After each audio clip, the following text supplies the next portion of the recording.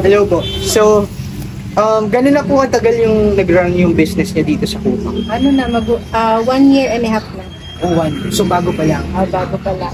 Bago po dito sa Kupang, nag-run na po ba kayo nag-operate na po kayo ng business na same day? Katulad po. Oo. Saan po? Sa Taguig. Yung sa Taguig po, gano'n katagal? Siguro mga 5 years din. Matagal po. So, yung sa Taguig po, ano na siya? Wala na siya? Wala. So, bali lumipat po talaga kayo dito sa Kupang. Sa 1 year po na nandito kayo, ano po yung masasabi niya na nakikita yung difference pagdating sa operation nyo, naging operation nyo before dito? Dito mas mabenta po, mas matao. Okay. So, good thing po yun, no? So, actually, yun yan, nung nakapunta din ako sa lugar na to, yun din ang una ko naisip na parang okay magtayo ng business dito.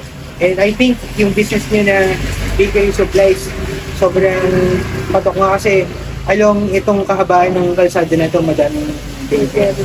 So, gusto ko pong malaman, kasi nakita po namin yung wall nyo ng puro vandalism.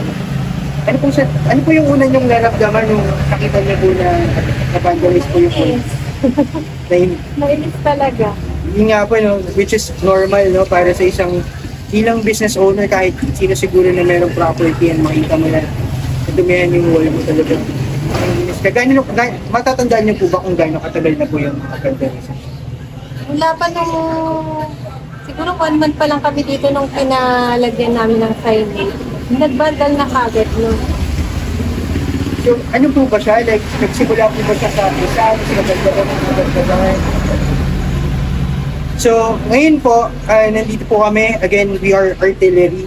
And itong movement po na ito, tinatawag po namin good shift.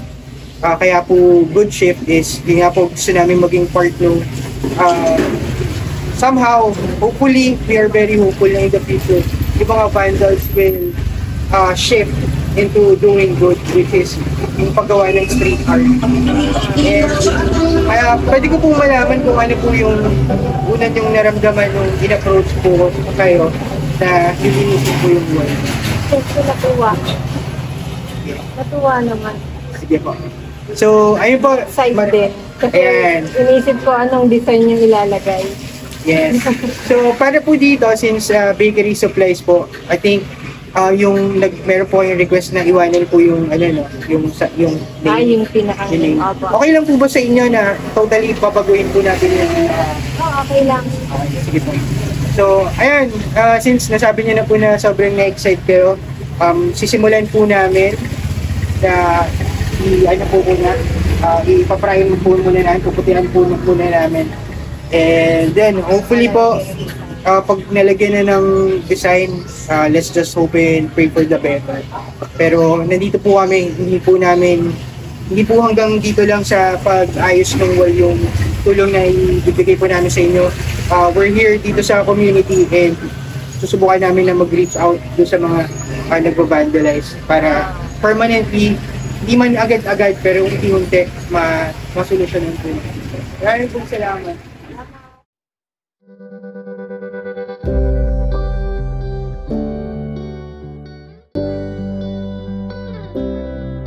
In our daily lives as artists of good shift, we go through a lot,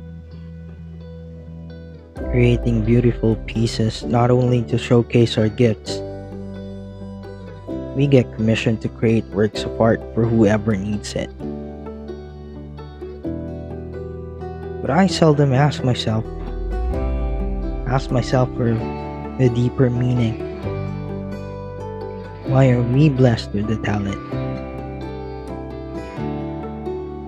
And now, through 4 walls of doing good shift, I'm slowly beginning to understand why. And for all those working hard for themselves and for their families, I think if we all start working together for a greater good, even within our community, that's when everything will start making sense. And we can all work hard, exhaust ourselves, and at the end of the day, Still wear a smile and hope for a better tomorrow.